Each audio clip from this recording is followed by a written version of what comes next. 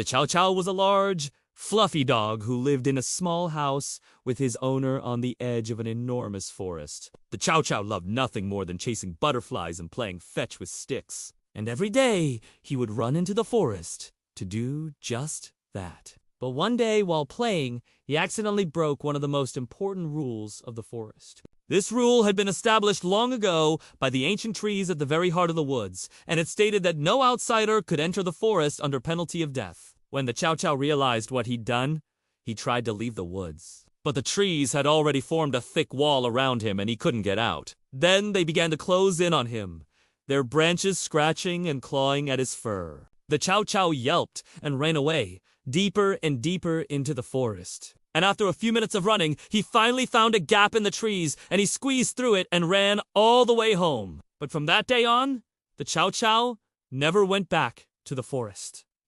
He avoided it completely. He was too scared to go back and be ripped apart by those evil trees. And this made him very sad because he loved to play in the forest and he missed the butterflies. One day, though, the Chow Chow was laying inside the house and suddenly he heard a knock at the door. It was a little rabbit, one he'd seen before when he used to go to the forest. The rabbit was small with twitching whiskers and eyes like shiny black marbles. And when the rabbit saw the Chow Chow, he said, "Do you remember me? I'm the rabbit you saved from the farmer's trap last year." The Chow Chow was confused. He didn't remember saving any rabbit. So the rabbit hopped closer and said, "It's me, the rabbit with the red fur. Remember how you barked and scared the farmer until he came and opened my trap?" The Chow Chow did remember this.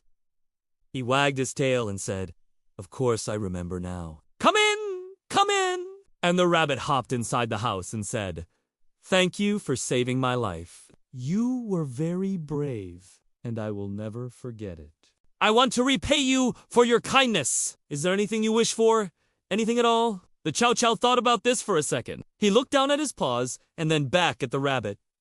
"I want to go back to the forest," he said quietly. "I miss it so much, but I'm too scared to go back. I'm scared the trees will hurt me." The rabbit looked at the dog for a moment and then he said, "You're a very silly dog, but I will help you. I know a way to bring you back to the forest without the trees hurting you.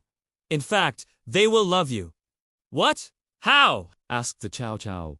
"How can you do that?" The rabbit smiled mysteriously and said, "Just follow me, and you'll see." Then he hopped out the front door and started walking toward the forest. The Chow Chow hesitated for a second, but then he followed the rabbit. As they walked, the rabbit told the Chow Chow, "If you want to return to the forest and live happily amongst the animals there, you must understand one very important thing."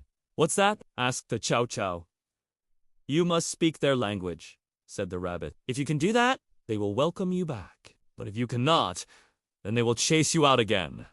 "How do I speak their language?" "Well, that's easy," said the rabbit. "All you have to do is roll over and show them your belly." And before the Chow Chow could reply, the rabbit stopped and turned around.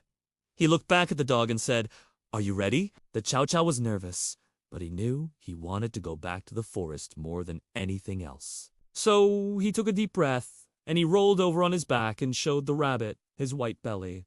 When the rabbit saw this, he smiled and said, "Very good. Now, let's go!" Then he hopped off into the trees and the Chow Chow followed. They walked deeper and deeper into the woods, and soon the trees began to close in around them. They formed a tunnel above them, blocking out the sun. The Chow Chow felt a little scared, but he remembered what the rabbit had said.